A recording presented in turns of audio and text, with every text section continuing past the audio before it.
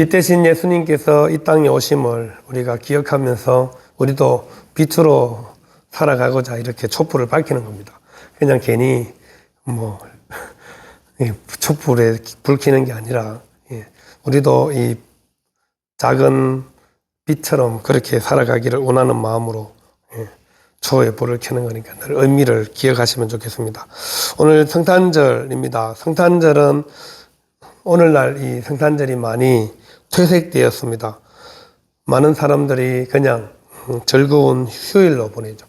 그래서 세상 사람들은 이 성탄절이라고 잘 부르지 않고 홀리데이 그러죠. 크리스마스라는 용어도 잘 쓰지 않습니다. 여러분, 크리스마스는 우리 그리스도인들이 크리스토스와 미사라는 두 가지 의미의 합성어입니다. 그래서 예수 그리스도의 크리스토스, 마스는 예배, 축제라는 의미가 함께 포함되어 있거든요. 예수님을 예배하고 축제하는 날, 그게 크리스마스인데 그 용어가 별로 마음에 안 들어서 세상 사람들이 그냥 홀리데이, 국경일 이 정도로, 기념일 이 정도로 그냥 바꾸어서 부르기도 합니다. 그럼에도 불구하고 우리는 이 크리스마스의 의미를 다시 한번 생각하고 또 이 교회에 나와서 예배 드리는 것을 더욱더 감사하며 기쁨으로 예수님께 영광 올려드릴 수 있어야 합니다.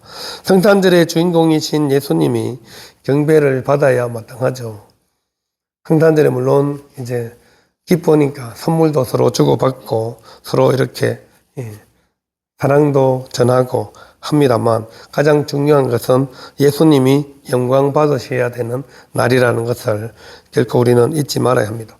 예수님께서 이 땅에 오신 이유가 선물을 주고 그냥 즐거우라고 이렇게 이 땅에 오신 것이 아니기 때문에, 물론 궁극적으로 기쁨과 즐거움을 회복시키기 위해서 이 땅에 오신 것은 맞습니다만 그냥 막연하게 기뻐하고 즐거워하는 것은 아니라는 거죠. 왜 우리가 기뻐해야 되는지 분명히 알고 그것에 감사하며 기쁨을 회복하는 것입니다. 그냥 흥청망청 기뻐하는 것이 아니라 우리가 죄에서 구원을 받았고 영원한 형벌에서 영원한 생명으로 우리를 신분을 바꾸어 주신 예수님께 우리가 감사와 영광을 올려드리는 것입니다. 그래서 예수님은 2000년 전에 베들레헴 가장 낮은 곳으로 이 땅에 오셨습니다. 왕궁에 오셔서 왕자로 오실 수도 있었지만 예수님은 그렇게 하지 않으시고 가장 낮은 자의 모습으로, 그것도 마구간에서 태어나셨다는 사실입니다. 우리 중에 예수님처럼 마구간에서 태어나신 분 아무도 없잖아요. 최소한 병원에서 아니면 집에서 그렇게 태어났죠. 물론 어떻게 우리 갑자기 태어난 경우도 있긴 하지만 그럼에도 불구하고 우리는 모든 가족들의 축하를 받으면서 이 땅에 태어났습니다. 하지만 예수님은 당시에 태어났는데 많은 위협도 받았습니다.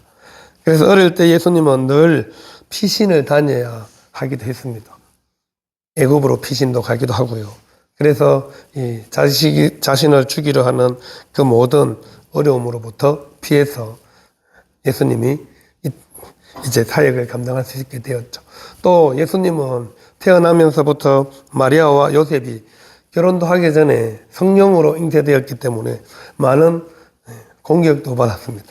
요셉은 마리아 데려오기를 처음에는 꺼렸죠. 그래서 아내 데려오기를 꺼리고 있는 요셉에게 천사가 나타나셔서 주님의 뜻을 알려주었습니다. 성령으로 된 것이기 때문에 절대로 꺼릴 이유가 없다. 그래서 요셉이 그 말씀에 순종해서 마리아를 다시 집으로 데리고 왔고, 또 예수님을 낳을 때까지 동침하지 않았다고 이 마태복음에 기록하고 있죠. 이 모든 것이 바로 예수님께서 이 땅에 오심으로 겪어야 했던 어려움입니다. 예수님은 단순히 우리 인간들의 삶의 어떤 것을 제공해 주시기 위해서 오신 것이 아니라 우리의 영적 파산 상태와 죄의 채무를 다루기 위해서 이 땅에 오셨습니다. 영적으로 파산한 우리를 다시 회복시켜 주기 때문에. 그럼 파산당하면, 신용 파산되고 이러면 회복시켜야죠. 그래야 다시 정상적인 삶을 살아갈 수 있잖아요. 그래서 우리 영적으로 파산한 우리를 다시 영적으로 회복시켜 주기 위해서, 그리고 죄의 엄청난 채무를 예수님께서 단번에 갚으시기 위해서 이 땅에 오셨다는 사실입니다. 그래서 예수님은 육신에 선한 것이 전혀 있지 않다고 생각하는 사람들을 위해 이 땅에 오셨고, 그 사람들에게 모든 것을 제공해 주신 분이십니다. 주님은 죄인들의 구주가 되기 위해서 지옥의 고통을 통과하는 분으로 보냄을 받으셨습니다. 모든 죄인들의 이 고통을 온전히 회복시키기 위해서 이 땅에 오셨습니다. 그래서 오늘 요한복음은 특별히 예수님의 태어나심을 상세하게 기록하지 않는 이유가 있습니다. 요한이 바라보는 예수님은 처음부터 신이십니다. 신. 하나님이십니다. 그래서 오늘 요한복음 우리가 읽은 요한복음 1장 1절은 이렇게 시작합니다. 태초에 말씀이 계시니라. 이 말씀이 하나님과 함께 계셨으니 이 말씀은 곧 하나님이시니라. 헬라어로 이 말씀은 로고스라고 그럽니다. 로고스. 말씀, 그 말씀이 되신 하나님께서 이 세상을 창조하셨잖아요. 말씀으로 창조하셨습니다. 그 말씀이신 하나님께서 사람의 몸을 입고 육신으로 이 땅에 오셨다는 거죠. 그래서 14절 우리가 읽었죠. 말씀이 육신이 되어 우리 가운데에 거하심에, 말씀이 육신이 되어서 우리 가운데에 거하신 분, 그분이 바로 예수 그리스도이시라는 겁니다. 18절에도 그럽니다. 본래 하나님을 본 사람이 없으되 아버지 품속에 있는 독생하신 하나님이 나타내셨느니라. 이 세상에 있는 모든 사람들은 한 사람도 하나님 아버지를 본 사람이 없습니다. 그런데 독생하신 예수님을 봄으로 아버지를, 하나님을 볼 수 있게 되었다고 분명히 말씀하고 있는 것이죠. 그래서 말씀이 육신이 되어 우리 가운데 나타나셨고, 그 육신의 몸을 입고 오신 예수님께서 우리의 모든 질고와 고통과 죄악을 단번에 해결하시기 위해서 사람의 몸을 입으셨다는 것입니다. 사람이 죄를 씻기 위해서는 구약에서는 짐승을 잡아서 피를 흘려서 죄사함을 얻었죠. 하지만 그 짐승의 제사는 한계가 있습니다. 유효기간이 있어요.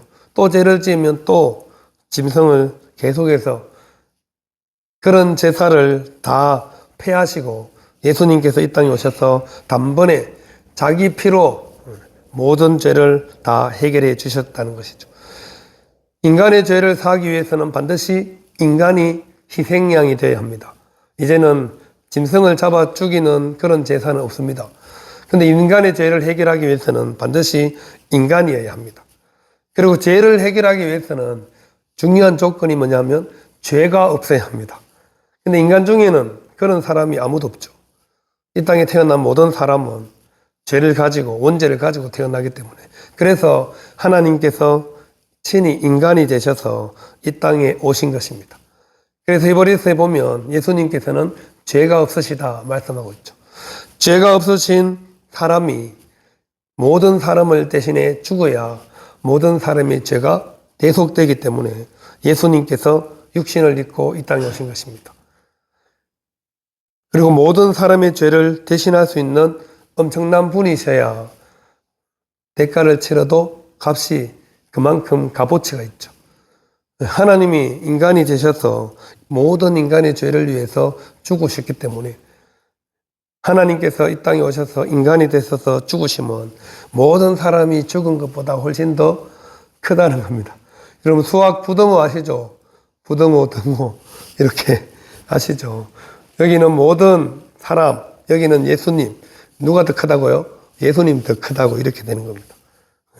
모든 사람을 다 통틀어서 합쳐도 예수님을 견딜 수 없습니다. 예수님은 하나님이시기 때문에 그렇다는 거죠.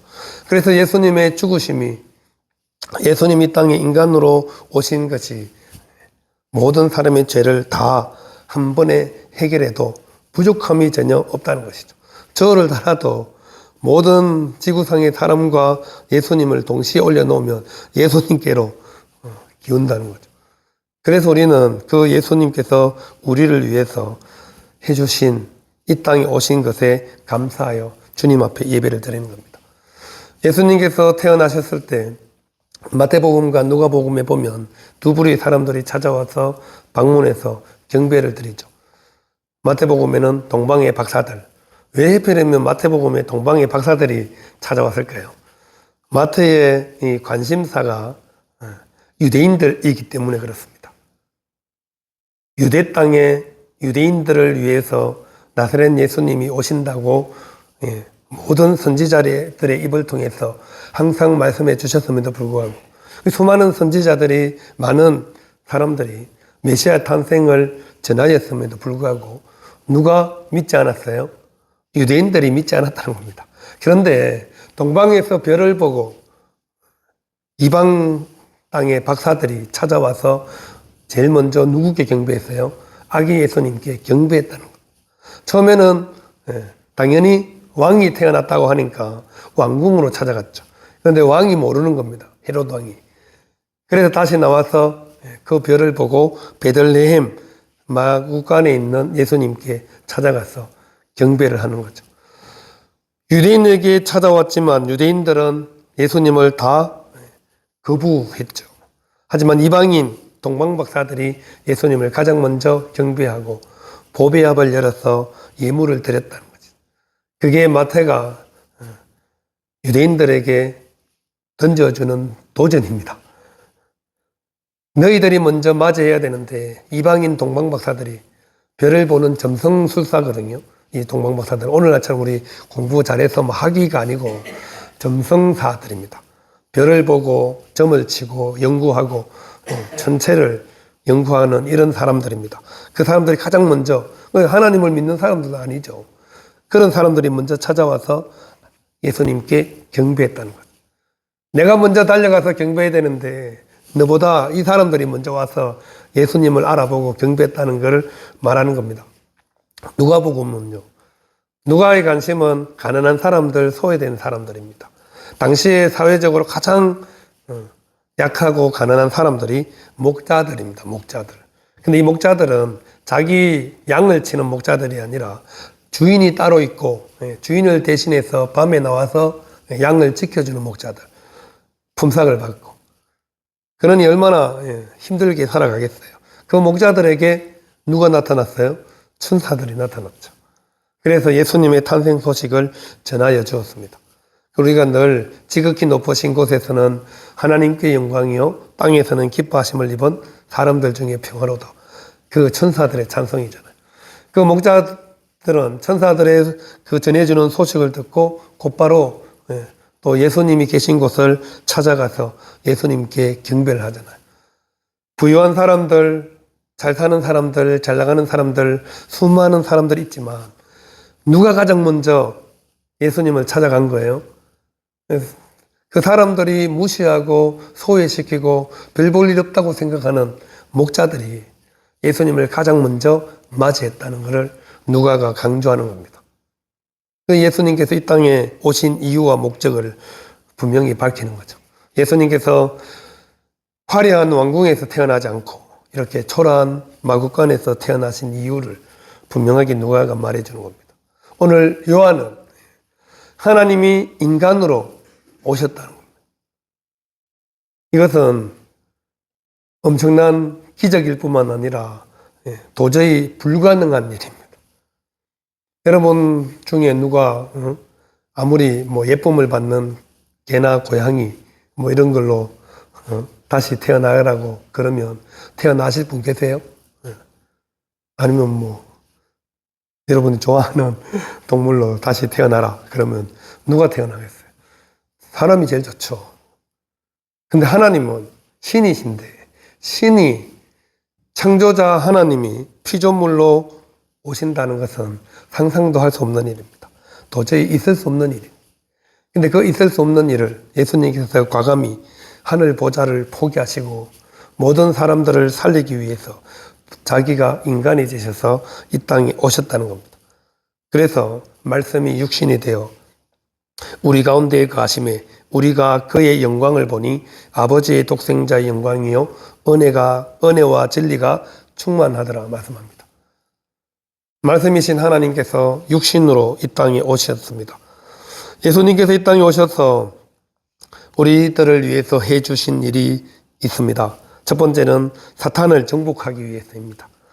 히브리서 2장 14절에 자녀들은 혈과 육에 속하였으며 그도 또한 같은 모양으로 혈과 육을 함께 지니심은 죽음을 통하여 죽음의 세력을 잡은 자 곧 마귀를 멸하시며 말씀하고 있습니다. 예수님께서 이 땅에 오셔서 혈과 육에 속한 모든 사람들, 그리고 특별히 그 혈과 육을 통하여서 사람을 속박하고 있는 마귀 사탄의 세력을 정복하시기 위해서 성육신으로 오셨습니다. 예수님의 십자가의 죽으심은 단순히 우리 죄만을 위한 죽으심이 아니라 모든 대적자 사탄을 한 방에 정복한 사건이라는 것이죠. 구원받을 수 없는 상황에 있는 우리를 위해서 예수님께서는 이 땅에 오셔서 사탄의 세력을 완전히 약화시키셨습니다. 더 이상 사탄은 우리 예수님을 믿는 그리스도인들을 마음대로 할 수가 없다는 것이죠. 그리고 가장 우리의 두려움인 죽음까지도 예수님이 부활하심으로 모든 것을 정복하셨습니다. 더 이상 죽음도 우리를 어떻게 할 수 없다고 분명하게 선언하고 있기 때문에 그렇죠. 그리고 전혀 자격이 없는 우리를 자격을 갖추게 하기 위해서 예수님께서 이 땅에 오신 것이죠. 인격적인 자유로운 삶을 위해서. 그전에는 우리가 죄의 종이다 이렇게 말하고 있죠. 그리고 허물과 죄로 이미 죽었다고 성경은 선언하고 있습니다. 하나님과 관계가 단절된 이후로 모든 인간은 허물과 죄로 이미 죽었다고 선포합니다. 죽을 수밖에가 아니라 이미 죽었습니다. 예수님의 생명이 없는 사람들은 이미 죽은 사람들이죠. 하지만 그 죽었던 사람들을 예수님께서 새 생명을 주셔서 다시 살려주시고 더 이상 사탄의 속박에서 살지 않도록 우리를 자유하게 해주셨다는 거죠. 자신의 생명력으로 다른 사람에게 다시 생명을 불어넣은 겁니다. 하나님이 아담을 만들어서 흙으로 사람을 만들어 그 코에 뭘 불어넣으셨어요? 생기를 불어넣어서 그 사람이 생명이 된 것처럼 죄와 허물로 죽었던 우리 모든 사람들에게 다시 예수님의 생명을 불어넣어서 다시 산 영으로 살아난 영으로 만들어 주셨습니다. 더 이상 사탄의 종로로 타지 않도록 하나님께서 예수님을 통해서 완전히 정복해 주셨다는 것입니다. 예수님은 이런 일들을 위해서 인간의 몸으로 이 땅에 오셔야 했습니다. 둘째는 우리가 잘 아는 대로 인간을 속죄하기 위해서 오셨습니다. 히브리서 9장 28절에 이와 같이 그리스도도 많은 사람의 죄를 담당하시려고 단번에 들이신 바 되셨고 구원에 이르게 하기 위하여 죄와 상관없이 자기를 바라는 자들에게 두 번째 나타나시리라. 예수님은 모든 사람들의 죄를 담당하시려고 이 땅에 오셨고 두 번째 또 나타나신다. 이것은 예수님의 재림에 대해서 말씀하는 겁니다. 그래서 성육신이 없이는 우리 인간의 속죄가 불가능하다는 것입니다. 사람이 사람의 죄를 위해서 죽어야 우리 사람의 죄가 속죄되기 때문이죠. 그런데 사람이 속죄 제사로 드리기 위해서는 그 사람이 죄가 없어야 한다는 겁니다. 그러기 위해서는 반드시 다른 대안이 있어야 되는데 그 대안이 바로 예수님이셨다는 거죠. 하나님이 친히 인간이 되셔서 죄를 속량하여 주시기 위해서 이 땅에 오셨다는 사실입니다. 죄값을 완전히 우리를 위해서 지불해 주셨습니다. 그래서 더 이상 우리는 죄에 대한 대가를 지불할 필요가 없게 되었죠. 하나님께서 그래서 우리를 의인이라고 의롭다고 불러주시잖아요. 그것이 바로 칭의입니다. 셋째는 인간을 도우시기 위해서입니다. 히브리서 2장 18절에 그가 시험을 받아 고난을 당하셨은즉 시험 받는 자들을 능히 도우실 수 있느니라 말씀하고 있습니다. 우리가 이 땅에 살아가는 동안 끊임없이 시험을 받고 고난을 당합니다. 그럼에도 불구하고 예수님께서 성령님을 통해서 우리를 끊임없이 도와주십니다. 성령님께서 말할 수 없는 탄식으로 우리를 위해서 기도해 주시고 또 성육신하신 예수님을 통하여서 끊임없이 우리에게 도움을 허락해 주셨다는 것이죠. 예수님이 부활 승천하신 이후에도 성령님을 보내주셔서 계속해서 우리를 어떠한 고난과 유혹을 다 아시는 예수님이십니다. 예수님도 우리와 똑같은 인간이셨기 때문에 우리와 성정이 똑같은 사람으로 이 땅에서 30년의 공생애를 살아보셨기 때문에 너무나도 잘 압니다. 사람이어야 사람의 마음을 알 수 있죠. 짐승이 사람을 알 수 있을까요? 사람도 마찬가지로 본인이 경험해 봐야 다른 사람의 형편과 처지를 이해할 수 있는 것과 마찬가지라는 거죠. 그래서 사람으로 이 땅에 오신 예수님은 우리 사람을 가장 잘 아시기 때문에 우리를 가장 잘 도와줄 수 있는 분입니다. 그래서 우리가 말하지 않아도 기도하지 않아도 하나님은 우리의 필요를 다 알고 계십니다. 그럼에도 불구하고 기도하기를 원하시고 주님께 도움을 요청하기를 원하십니다. 그것이 바로 관계성이기 때문에 그렇죠. 우리를 잘 도와주시기 위해서 예수님께서 이 땅에 오셨습니다. 우리 말씀을 정리하겠습니다. 우리는 예수님이 이 땅에 오셨는지를, 왜 오셨는지를 분명히 기억해야 합니다. 세상 사람들이 생각하는 성탄절을 똑같이 보내면 안 된다는 거죠. 그냥 막연하게 기뻐하고 축하하고 선물 주고받는 것으로 끝내는 것이 아니라 우리를 위해서 이 땅에 오신 예수님은 우리의 모든 것들을 책임져 주시고 죄를 속량해 주셨을 뿐만 아니라 우리의 생명을 죽음에서 영원한 생명으로 바꾸어 주신 예수님이십니다. 그 예수님께 우리가 감사와 기쁨으로 예배드리고 경배를 올려드리는 것이죠. 예수님 외에 그 어떤 것도 내 마음속에 자리 잡지 못하도록 하셔야 합니다. 예수님 외에 그 어떤 것도 우리를 구원해 줄 수 있는 것은 없기 때문에 그렇죠. 수많은 종교가 있고 많은 철학이 있고 사상이 있어도 우리를 구원해 줄 수 없습니다. 많은 재물이 있어도 많은 지식이 있어도 우리를 죄에서 자유케 할 수는 없다는 사실이죠. 우리를 죄에서 온전히 구원해 주시고 우리가 참된 자유함을 가지고 살아갈 수 있도록 해주시는 분은 예수님 뿐이라는 것입니다. 그래서 우리는 오직 예수님, 그 예수님께만 경배와 영광을 올려드리는 것입니다. 남들이 뭐라 하든 말든 누가 아무리 기독교가 편협하고 왜 배척하고 이런 말을 해도 구원의 진리는 분명하기 때문에 그렇습니다. 진리는 변하지 않습니다. 진리는 타협할 수 있는 것이 아니기 때문에 그렇습니다. 그래서 우리가 다른 믿지 않는 사람들에게, 자녀들에게, 주위 사람들에게 줄 수 있는 최고의 선물이 예수 그리스도입니다. 우리의 가장 최고의 선물 예수 그리스도. 그 예수님을 전해주고 알려주는 것, 그리고 예수님을 잘 믿으라고 권면해 주는 것이 가장 최고의 선물이라는 것이죠. 말씀이 육신이 되어 이 땅에 오신 예수님께만 온전한 경배와 영광을 돌리시는 저와 우리 모든 성도님들 다 될 수 있기를 바랍니다.